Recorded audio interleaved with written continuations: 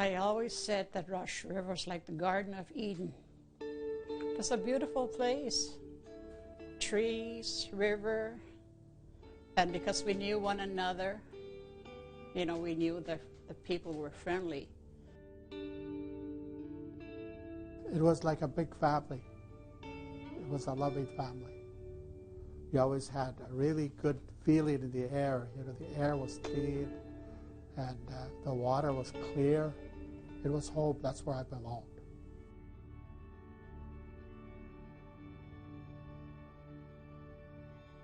N.W.T, also known as Rocher River, a little-known chapter in the history of the Northwest Territories.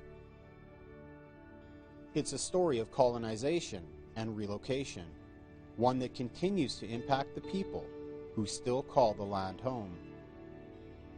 We became displaced people. You know, people don't think about that. We were displaced. We became nobody.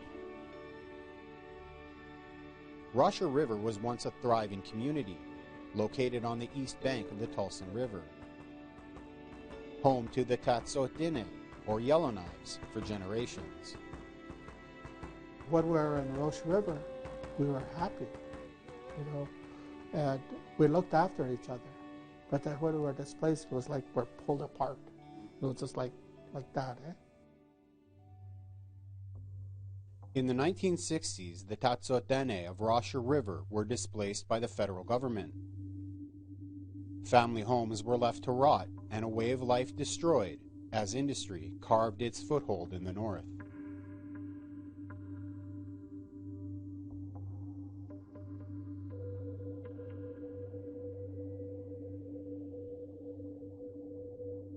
The Dene call it Dene, land of the people.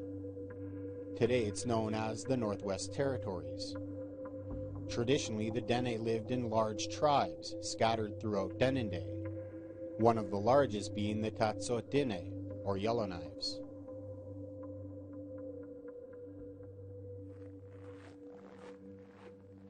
It's a rich history that's on display here at Yellowknives Prince of Wales Northern Heritage Centre. But for descendants of Rocher River like Tom Bolio, the truth is not always black and white. It's on Dene, you know, and some metal people. Yes, definitely the metal was on the Taltson River, right? So that's where Rocher River actually existed. So if you go back in recent history, we'll say, for as far as this type of thing goes, 1900, the people that signed the treaty, there was an individual called Snuff who actually signed for the Yellowknives Dene. And he was in Rocher River.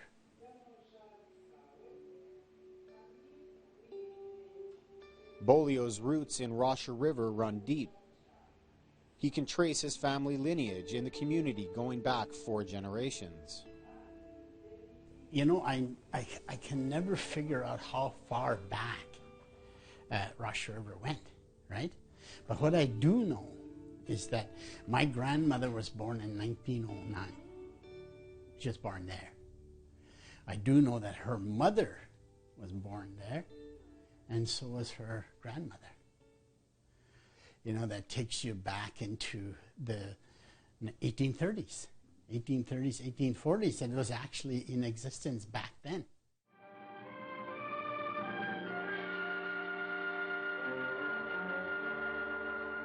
The Northwest Territories of Canada stretch from the 60th parallel to the pole. The story of Rocher River and the Tatso Dene is rooted in colonization. With the arrival of European settlers came the fur trade, mineral exploration,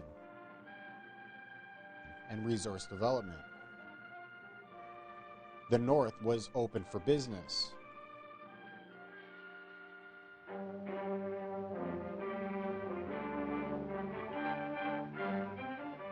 Now for the business of the day, the payment of treaty.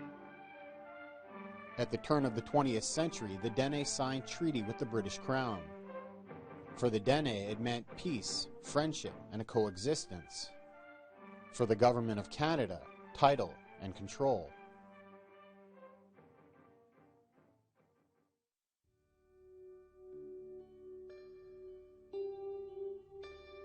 By the 1920s, a modern community at Rocher River began to take form. The Hudson's Bay Company opened a small trading post, and the federal government built a school and began to enforce compulsory attendance laws.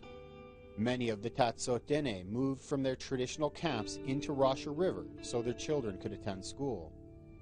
By the mid-1950s, the community was prospering with a population of over 150.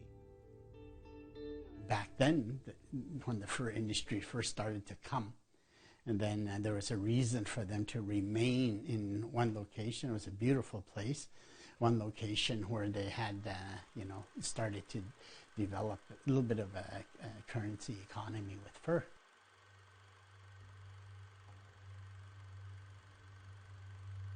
By the late 1950s, a series of events would seal the fate of Rocher River and the Tatso Dene people. A large deposit of lead zinc ore was discovered over 100 kilometers away in Pine Point. A mine would follow, and a dam to power it. Then, in the winter of 1960, the community's only school was destroyed by fire, and the federal government made the decision not to rebuild. Was it a calculated plan, or was it a plan that fell into their hands by accident because the school burnt down? I don't know. It would seem like even at that point, if the government was genuine, they would have sat down with the people long before the dam was built, long before the school was burnt. They would have sat down with the people and talked. To get a better understanding of Rocher River and the people who still consider it home, APTN Investigates spent 7 days on the road, traveling to communities where the Tatso Dene people were relocated.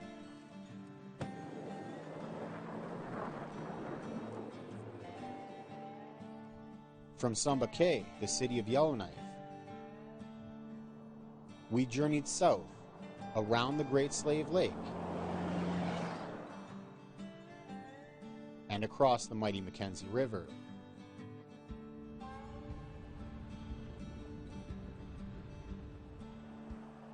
To the small town of Hay River, known as the hub of the North.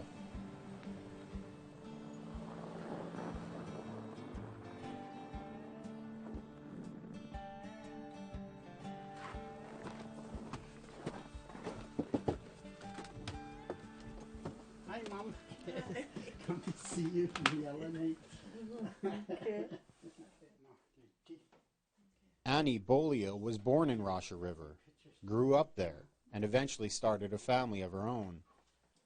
At 87 years old, she can still speak the traditional language of her people. It's a way of keeping her culture alive, a sense of pride that she instilled into her children. Did Rocher River have a traditional name, and what did its traditional name mean? By the river? By the river, yeah. Mouth River. Mouth of the river. Yeah. Descha, the traditional name of Rocher River. Traditional names that still hold great meaning to the lost people of Rocher River. Our area, the people used to be called Dene. The word Dene, Tatson, derives, that's where you would get the Taltson River. Taltson means Dene, Taltson people. Agnes Villebrun lives just across the river from Annie Bolio, on the N.W.T Reserve. She has lived in many communities over the years, but still considers Rocher River home. She was only a child when talk of damming the Taltson River spread through the community. My dad said that he spoke up against the dam because he knew what is going to happen if the dam was built. It would change the environment, and their livelihood was on trapping. And so he didn't want the dam to be built. Nobody wanted the dam to be built. But the people had no say. And that wasn't the only decision the people of Rocher River had no control over. Once the school burnt down, in order to comply with federal law, families with school-aged children were forced to move to larger centers. Many of the children of Rocher River, like Villebrun, were sent to Brainerd Hall, a residential school in Fort Smith. Some of them had to move because they were forced by the government. They told them, if you don't move, your allowance will be cut off, and you have to move. Your children have to go to school. So there was a pressure on the parents.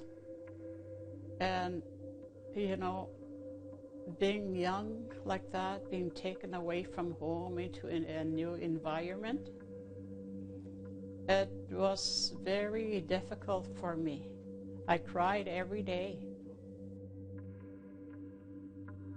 Construction of the Taltson Dam began in 1964, with the Pine Point mine starting production 1 year later. Family homes were abandoned, the people displaced, and a way of life was changed forever. There's the sadness. I went to visit where the school was, and all I found was the foundation of the school. It brought a lot of memories, a lot of sadness.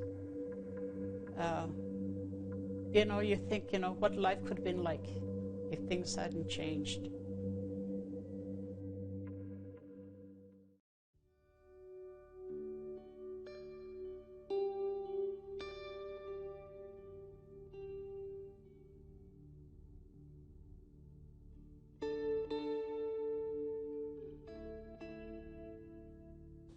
Say Paul Sulia, discharged Dene. Kusataro Hedrick King Julia, Selma Barros Boucher Julia. What I said is, my name is Paul Boucher. I'm the son of Mary Rose and Henry King. We have a path to follow. The path that our ancestors have walked. It's up to us to walk that path now into the future.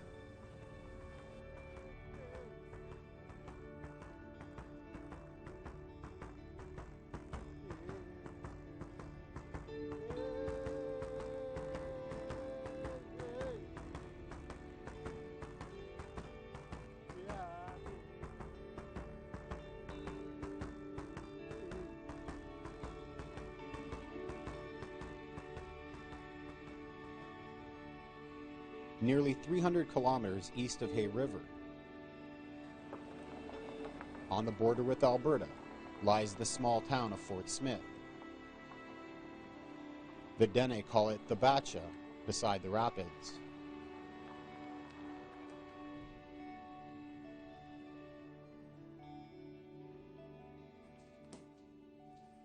It's where Paul Boucher's family eventually settled after they were forced to leave Rocher River.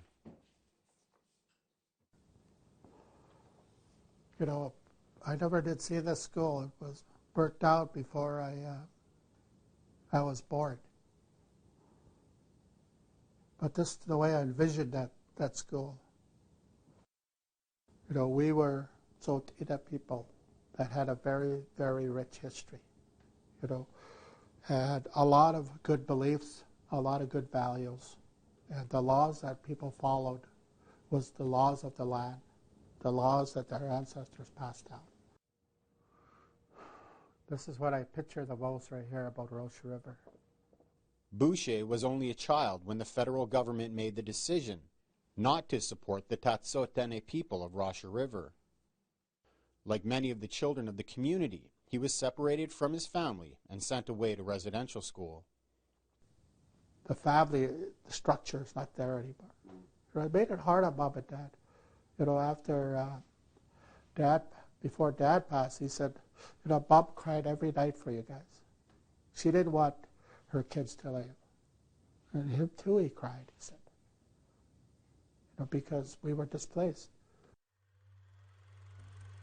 But that wasn't the only time his family was torn apart. In the 1950s and 60s, a tuberculosis outbreak spread across the country, and thousands of people were sent away for treatment. Boucher and his siblings would spend over a year at Edmonton's notorious Charles Camsell Indian Hospital. Seeing your brothers and sisters like in a cage. You know, these old cribs were just metal, just silver metal, and they were like cages.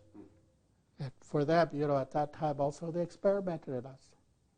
You know, I got the scars on my arms from that, from those experiments they did to us at Charles Camsell. We don't know what they did to us. But sure enough, we had scars, but we were always in bed, sick of something.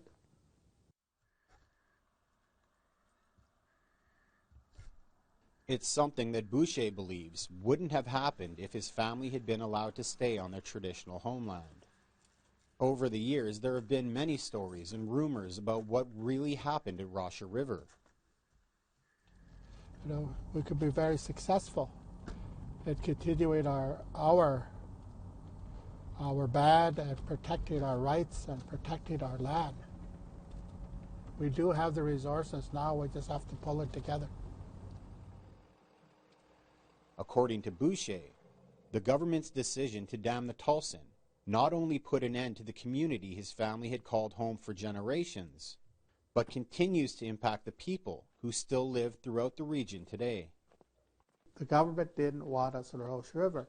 But one of the things I found out too is that because of mercury poisoning. You know, when I look at my mom and dad's hands, their hands were twisted. You know, their fingers were twisted. So that's one of the signs to me of mercury poisoning. Higher levels of mercury are a common occurrence with hydroelectric dams around the world. And over the years, many communities have raised concerns over the impact the Taltson Dam is having on the surrounding environment.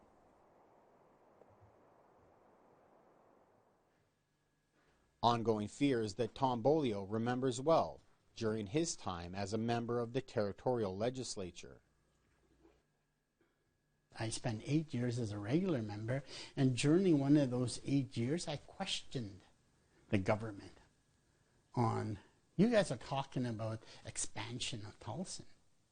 Can you at least go to do maybe a retrospective environmental assessment, or at least go back and have, you know, some sort of reconciliation with the people from Rocher River? Mm-hmm. They refuse to acknowledge the fact that there's any flooding or anything that occurs during the summertime has anything to do with a dam. The Pine Point mine closed in 1988, and today Taltson Hydro provides power to a number of communities throughout the region. The territorial government maintains the dam poses minimal risk to the surrounding environment. To see the frustrations today on how slow these things move and how unreasonable the government can be on certain issues makes me think that's exactly what the people of Roche River must have felt. You know, probably worse. They're losing their home, and nobody was trying to help them. I just found some documents. This is my school records for Rocher River.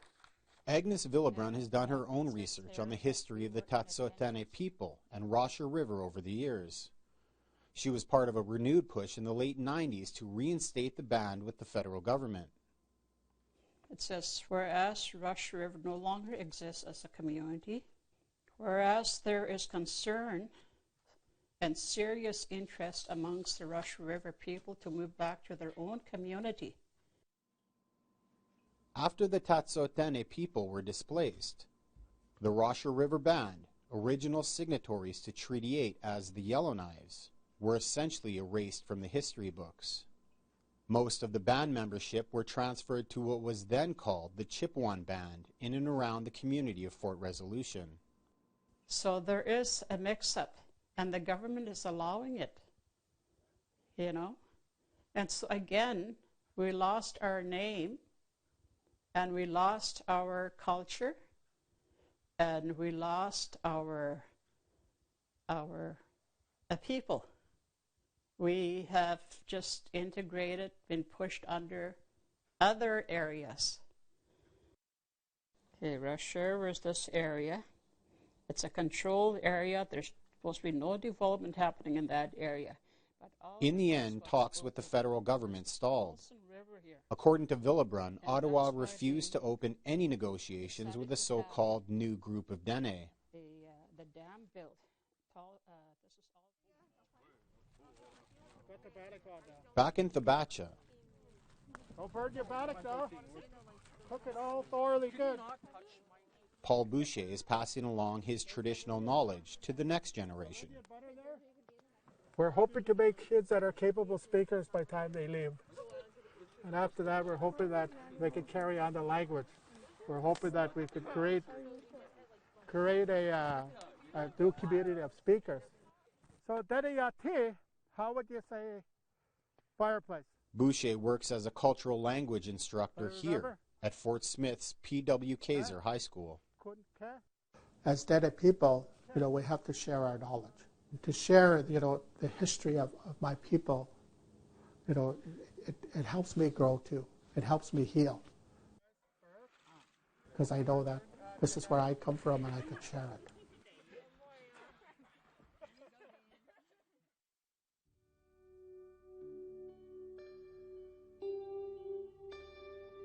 It's been over 60 years now since the community of Rocher River was abandoned by the federal government and the people forced out. Through it all, the Tatso have managed to hold on to their culture, tradition, and identity in the hopes of one day reclaiming all that was lost and to right the historical injustice that was imposed upon them. People have been there for hundreds of years, and they can go back as far as they want with their own people, and then they can call that home. For Rocher River people, that stopped. So, I think that's something that people should really think about. We shouldn't have had to move from there. We should have been allowed to stay there. Because like I said, it was a beautiful place. If you ask me, would I be willing to move back right now? I would say yes. I want to retire there. I want to be able to walk that shore of Rocher River again. And I think it's important that others understand who we are. We are still a people that still exists. And a lot of our people are beautiful people. It seems like we moved further and further apart. But now I think people say, I always hear, I just want to go home. It's time to go home.